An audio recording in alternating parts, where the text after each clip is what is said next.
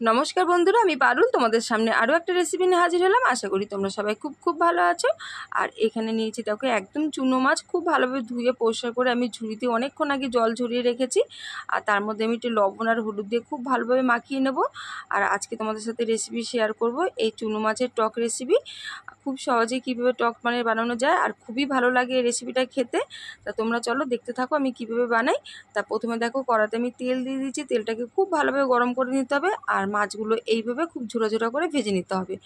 তা এইভাবে কিন্তু, আর এই মাছটা কিন্তু খুবই স্বাদ হয় খেতে। আর এই মাছে কিন্তু একদমই কাঁটা নেই, ছোটরাও খেতে পারবে, এতটাই ভালো এই মাছগুলো খেতে হয়। তা এই মাছ দিয়ে আমি আজকে মানে টক রেসিপি তোমাদের সাথে শেয়ার করব। তা দেখো এইভাবে কিন্তু আমি একদমই ঝুড়া করে ভেজে নিয়েছি, তোমরা দেখে বুঝতে পারছো। এগুলো কিন্তু শুধু খুব ভালো লাগে খেতে, মানে টক ডালের সাথে পাশে রেখে।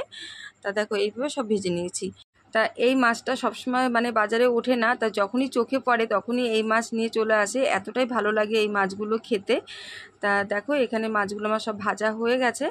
আর এখানে ওই কড়াইয়ের মধ্যে আর একটু তেল দিয়ে দিলাম, বেশি একটা খুব একটা মানে তেল লাগে না এই রেসিপিটা বানানোর জন্য।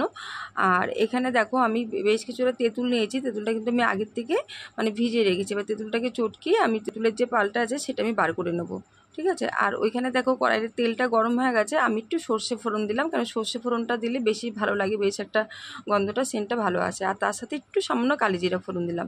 তো ফোড়নটা তোমরা বুঝে দেবে যেটা পছন্দ করো। আর তার সাথে আমি এখানে দেখো ছোটো করে একটু আলু কুচি আর একটু পেঁয়াজ কুচি আর এখানে কাঁচা লঙ্কা দিয়ে আমি খুব ভালোভাবে লাল করে ভেজে নেব। তা এর মধ্যে দেবো আমি একটু সামান্য একটু লবণ আর একটু হলুদ দেবো, দিয়ে লাল করে ভেজে নেবো। আর তোমরা সবজিটা তোমরা পছন্দ মতন দিতে পারো, একটু বেগুনও দিতে পারো বা শুধু মানে চুনো মাছ দিয়েও করতে পারো, মানে এই আলু ছাড়া। হ্যাঁ ঠিক আছে, তোমরা পছন্দ মতন তোমরা করে নিও। তাই এই চুনো মাছের টক রেসিপি তুমি যেভাবে বানাও সত্যি খুব ভালো লাগে, একবার হলেও খেয়ে দেখতে পারো। এবারে এখানে দেখো আলু আর পেঁয়াজ একসাথে খুব ভালোভাবে ভাজা হয়ে গেছে লাল করে। আর এদিকে আমি দেখো তেঁতুলটা আমি এইভাবে ছাঁকনিতে আমি এইভাবে ছেঁকে নিয়েছি। এবার আমি এর মধ্যে তেঁতুলের যে পালটা সেটা আমি দিয়ে দেবো, দিয়ে একটু সামান্য নাড়াচাড়া দিয়ে এবার এর মধ্যে আমি একটু মানে সামান্য গুঁড়ো মশলা দেবো। এই রেসিপিতে খুব একটা বেশি মশলা লাগে না, তা এই রেসিপিটা পাতলা ঝোলে বেশি ভালো লাগে। তা যাই হোক, এর মধ্যে আমি সামান্য একটু লঙ্কার গুঁড়ো দিলাম, কালারটাও এতে ভালো আসবে।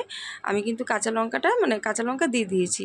তা আর একটু মনে হলো লবণ লাগবে, একটু লবণ দিলাম, আর সামান্য একটু হলুদ দিলাম, আর স্বাদ অনুযায়ী একটু মিষ্টি দিলাম। যেহেতু এটা একটু মিষ্টি একটু হলে ভালো লাগবে, একটু টক মিষ্টি একটু ঝাল হলে এই রেসিপিটা বেশি ভালো লাগবে খেতে।